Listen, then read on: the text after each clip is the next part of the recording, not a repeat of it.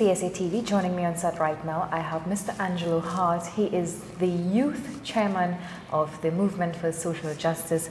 Hi and welcome to PSA TV. How are you this morning? I'm good. Very good.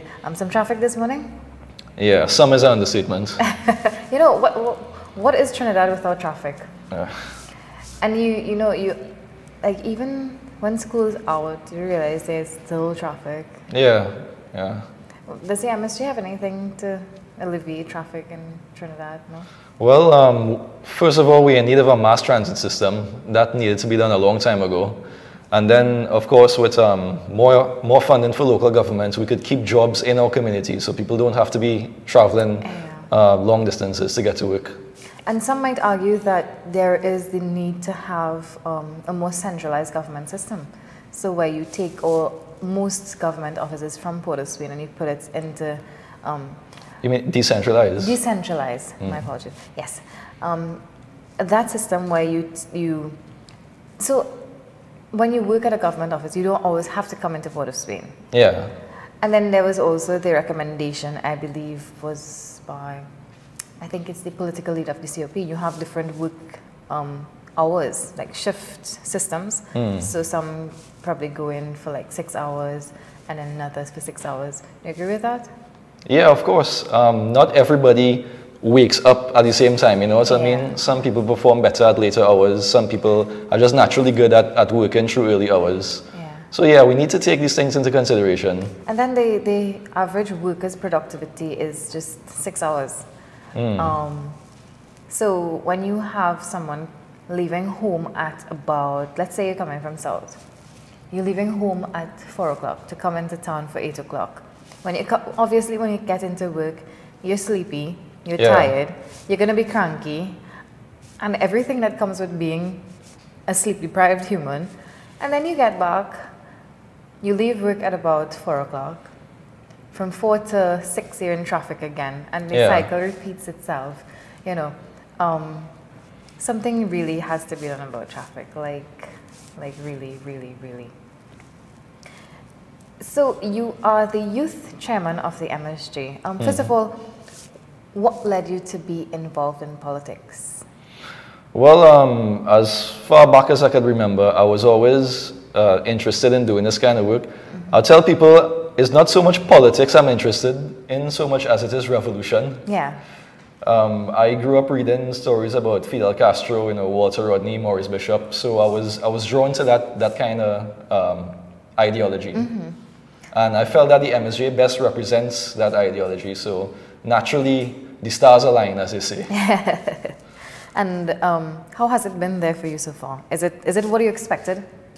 Yes, and a little bit more. It's been an incredible learning process as somebody who entered a political party with no kind of experience in politics. They've been guiding me along. I've had very good opportunities to study and increase my knowledge, I guess. Yeah, so it's been an incredible experience. And when you look at the percentage of youths in political parties now, it's in the minority. What do you think can be done to make politics more appealing to young people? Or do you think that politics is in fact appealing to young people? I think it is on some level. There has been a lot of young candidates I'm seeing across all parties, which honestly kind of did take me by surprise. But I mean, looking at the way our political parties operate, what does it even mean if young people enter politics? You know, they're just going to be acclimatized to the same old politics that we're trying to get rid of. So it's not enough to say that you have youths in your party. What ideology are you using to guide the youths to undo all the years of mismanagement and corruption that we've been experiencing? Yeah. And, you know, when it comes down to even jobs, so let's look at job creations, for instance. I don't know if you looked at the PNM's manifesto, but tucked away in a corner, you would have seen job creations. However, we have seen the opposite. As a young person out here, how difficult is it to get a job? It's quite difficult to get a job. It's even more difficult to get a job that pays a living wage. And something that you studied in? Sorry? Yes, yes, especially that. Yeah. You know, because time and time again we have students coming out of university and they're just like either, okay, underemployed or working in a totally different field of study that they did. Yeah. What do you think is needed to change the entire system? Well, this falls under national planning. We had a we took a very good step when we made tertiary education available at no cost, but it was done without any kind of planning involved. We were educating people just for the sake of giving them education. But now we have a case where, for example, you have a lot of people studying medicine. You have unemployed doctors, but we don't have enough specialists in the hospital. Yet we're importing doctors, we're bringing in doctors to the country. So, I mean, how does it really work? Like, you have doctors in the country, it's not like you don't have doctors, but yet on the other hand, you're bringing in doctors to the country. Is it that what, our doctors aren't good enough? You know, it is also very demotivating. Exactly, yeah. Then how does a doctor find that money to pay back their gate fees, so many things. Yeah, and even if they want to get the additional training to be a specialist, that falls out of their own pockets. Yeah, and how now do you expect a student to pay that? Exactly, yeah. And then there's engineering as well. We've educated so many engineers over the past couple of years, but flooding is still a problem in Trinidad. Oh, wow. And you know what I observed recently? That it's only in the rainy season that you see people, not just people, but you know, those in authority actually starting to make a little attempt to rectify probably a drain. Yeah. Like, why wait until the rain to then fix it? Is it that we're so much of a reactive society that we wait until things happen and now we rush to do everything? Yeah, I mean, that's part of the pappy showing that we've been getting tired of. You know, that's the approach to everything. We wait until a very heinous crime has been committed, then to start to talk about security. We wait until the worst natural disasters, then to talk about disaster preparedness. It's been that way as long as I could remember. Do you think that part of the reason why young people are disenchanted is because they've seen the same rhetoric over and over and they're like, well, I'm not interested? That's one part of it. The other part is simply the amount of systemic failures that the youths have been introduced to. I think that the education system has completely failed young people. One of the main rhetoric that they push down your throat in school is that you're here to get an education so you can get a good job. Yeah. But no education on how to protect those jobs when you get them. Nothing about your rights as a worker. Financial planning. What kind of legal recourse could be taken once you have been abused at the workplace by the employer? Nothing about those things. So you enter the workforce, if you're even lucky to do so in the first place, and then it's a completely different world from what you were told. And then the other thing that they tell you, well, if things are working out in Trinidad, just leave. So now you have a lot of young people looking to get the qualifications just to get out of Trinidad. To leave, yeah. And slowly we've seen a brain drain occurring in this country. Yeah.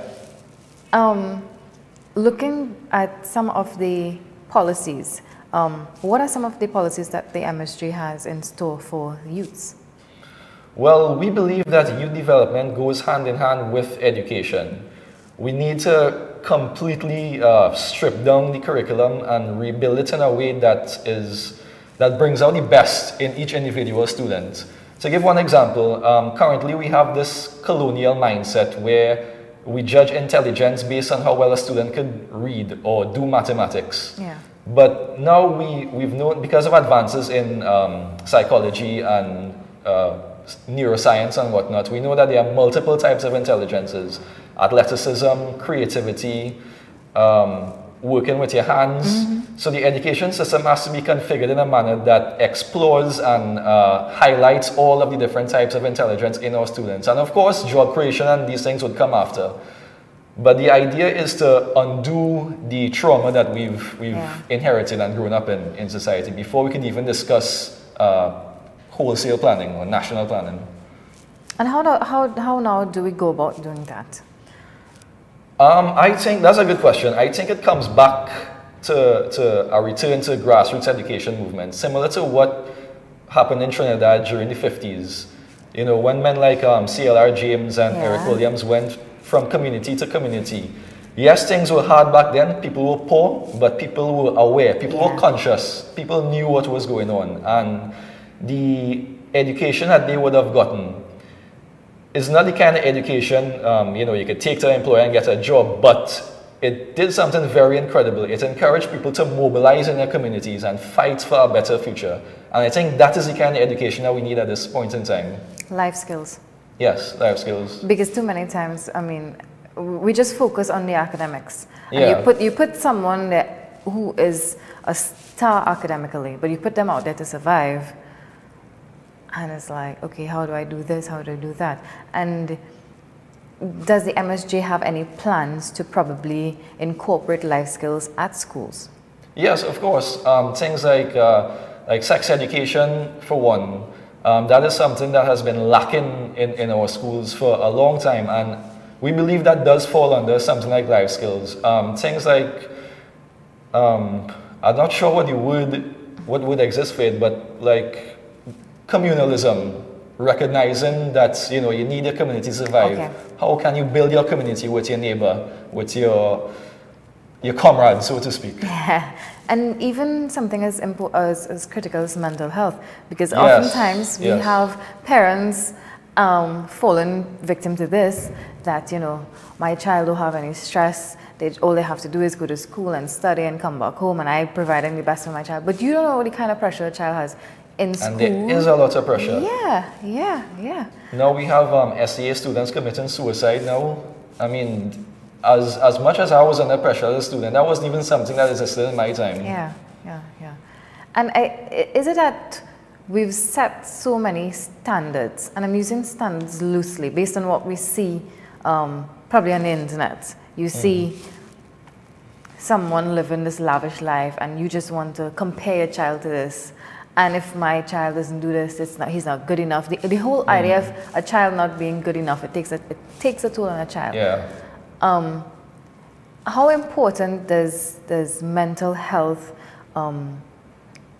play in the life of a child? It's quite important, and I'll mention this. When I first came across this bit of information, it was so fascinating to me. I never stopped shutting up about it. I learned recently that trauma is something that can actually be passed on through your DNA.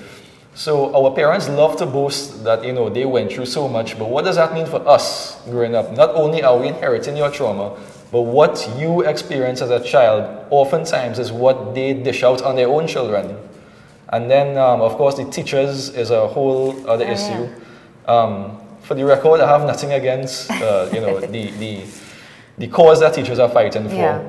But I'm sure even some of them would agree, the trauma that they experience, they also dishing that out on the students as well. So it's pressure from both sides, pressure from in school and pressure from in home. And we have this mentality where we don't like to listen to what children have to say. We like to talk down to them, but we never give them that time of day to let us know how they feel. And that is so clear even in youths, because oftentimes the older heads are like, okay, so they're just young, they don't have any good ideas, they don't bring anything to the table. And do you think that sometimes that is why we haven't really seen much youths in politics? Yes, that's also another obstacle. A lot of youths, some of them genuinely do want to make a difference, but there is this fear of being spoken down to and not being taken seriously at all, which has been happening. Comes back to what I said earlier about, you know, it doesn't mean anything for you as a party to say that you have youths. Are you doing anything different with the youths that happen when you are youth in politics? And what are some other policies that the MSJ has for youths? Well, there is job creation for young workers. We need to make labor education a priority as well for the new generation of workers entering the workforce. I remember what it was like for me before I even got involved in MSJ and labor politics. Looking back now, there were a lot of,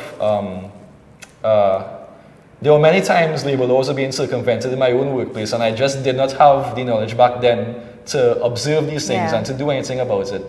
So something as simple as labor education could radically transform the experience of a young workforce. And I'm glad you're saying that because I remember labor laws, or as much as the only thing you'd hear about labor was around Labor Day, and they'll tell you about Uriah Bus Butler, and about Labor Day, not into detail. At what age do you recall having full knowledge of trade unions or labor laws? Like 2 years ago. My point exactly. And I studied history for CXC, and looking back on it now, it seems as if there's a very deliberate attempt to stifle real education in this country. There was nothing about, my textbook had like 1 page on Uriah Butler and 1 page about the 1970s, but 100 other pages about Eric Williams and all what he did for Trinidad and that kind of thing.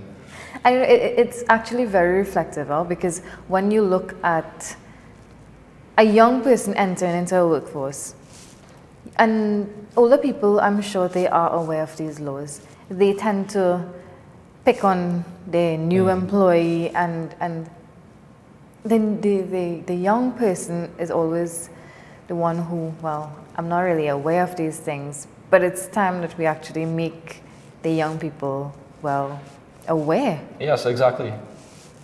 How now do you think we can do that? Well, we are actually in the process of designing a grassroots education curriculum. We had some experimental lessons going on during the July-August vacation. Yeah. How did that go? It went pretty well. We volunteered to give some small lessons to youths in East Port of Spain. Right now, it's simply a matter of looking for a space to continue the education program, but we have been getting some good feedback. And you know, education really, it plays a critical part in the development of any child. And you're right, we need to start this at an early age. And as simple as, you know, we would have been taught about budgeting, I think it was in primary school, that you get... They mentioned the word budgeting, I don't know if you know about it. No, you know, they would tell you, okay, you put aside this for that, that for that, and whatever. But it's nothing to say, nothing substantial, nothing that you can actually take away, because that was it, that's all you learned there. But, you know, our education system itself needs to revamp. And it's nice to see that the MSJ has taken that initiative to bring back the grassroots system there and try to work with it. When you look at some of the pleas from young people, it's always about jobs. That is something that you just can't get away. You see someone out of a job or just standing on a corner. Why? Because they don't have a job. And they're very well graduated, you know. But it's, again, it's a concern of joblessness in this country. And we actually have like one of the highest percentage of unemployment right now. Okay, I actually wasn't aware of that. Yeah, and as a young person now, does that concern you? Of course, it's very concerning. What does that mean for our national security? Because we know that there's a very strong link between unemployment, poverty, and crime. And the criminal system is operated almost solely by exploiting young people, so angry, young, disenfranchised people who just feel that they have nowhere else to go, so they have to do certain things in order just to see it through another day. Yeah. And again, it all boils back down to the education system in our country. When you look at some stuff like, let's say, basic amenities, I'm sure you would agree here when not every politician, but the majority of politicians, okay, you vote for me and you'll get free water, you get good roads. It's almost as if that is something that is so not a necessity then. It's seen as a privilege and not a right. It's not a, What does the MSJ have in store in terms of distinguishing privileges from rights? Well, we want to expand the Bill of Rights to recognize water as a human right. Water will be protected. It cannot be privatized. Well, it will not be privatized under an MSJ government. And in the event that the government fails to provide a community with water, they can take the government to court for breaching their human rights. So those are one of the measures that we plan to take to ensure water delivery for all. But then our justice system itself is kind of slow. So how will that work out? I admit, the judicial system is not my forte, yeah. but I do trust that my comrades would have designed policies with judicial reform. Because I mean, if it is now that you're adding something to an already heavy load of cases in the justice system, then we all know how long it takes for one trial, for one hearing. Yeah. So, but I mean, I trust that there are things. I mean, without saying too much, just to touch a little on that, easing some of the burden on the court system, simple reforms in how we punish certain crimes. Mm-hmm. You know, we punish a lot of non-violent offenders, and that, I believe, is what contributes significantly to the overburdened court system. So what do you think we should do instead? Well, I don't think someone should be sent to jail for something like shoplifting. Of course, that's my personal opinion and not necessarily that of the party, but why are people stealing food in an oil-rich country? You know what I mean? Yeah, there's a bigger problem. Exactly, it's part of a bigger problem, and why would we subject that person to being surrounded by hardened criminals? What is life going to be like for that individual when they leave jail? Yeah. You know, somebody who just get picked up for smoking weed, somebody who was an otherwise law-abiding citizen is now subjected to the court system and is also putting a burden on the court system. Yeah. All right, let's talk about local government elections. Now, you all launched the candidates, I believe it was last weekend? Yes, Saturday. So how has the campaigning been coming along? It's been coming along well. We opened a campaign office last week up in Picton. I was there for that, and the response was surprising.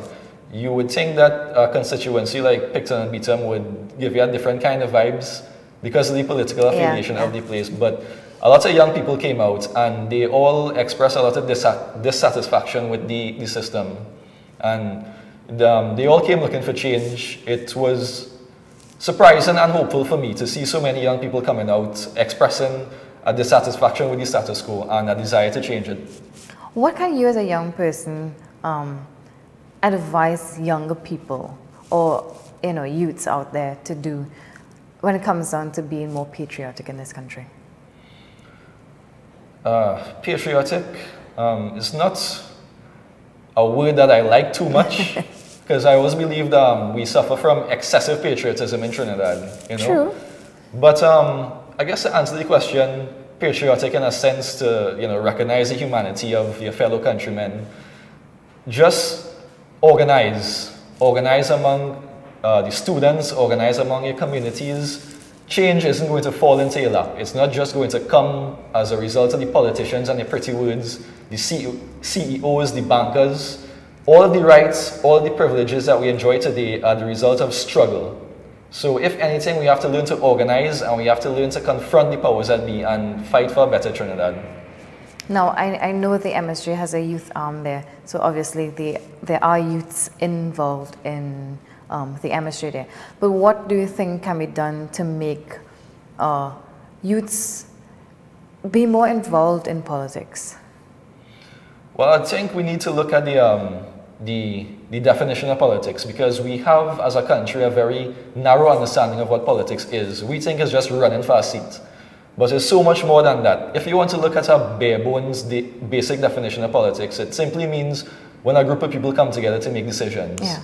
With that definition in mind, it happens across the board.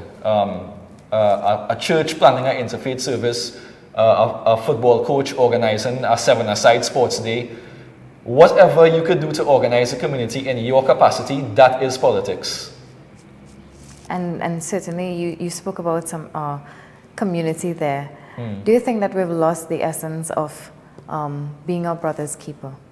Not yet, but without intervention, we will get there eventually. What can we do to avoid reaching there? Well, education. It goes back to the way that you educate people, because the formal institutions of education are pushing the whole individualist agenda. You know, you're getting your passes and you will get the good jobs. Yeah. And all who work in KFC and all who is cleaners and garbage men, they didn't take work seriously, and you will be like them. But no, we need to change that mindset. We need to let everybody know that you have a place in the society, regardless of how well you could read or how well you could do mathematics. Everybody matters. Everybody is important. All right, Mr. Hart, before we wrap things up, I'm just going to ask you your closing comments. I think I've said a lot during the course of the interview. All right, so I just want to say thank you so much for coming on today. A very interesting and knowledgeable conversation here with the youth chairman of the MSJ, Mr. Angelo Hart. So thank you very much. You're welcome. Thank you. Thank you so much.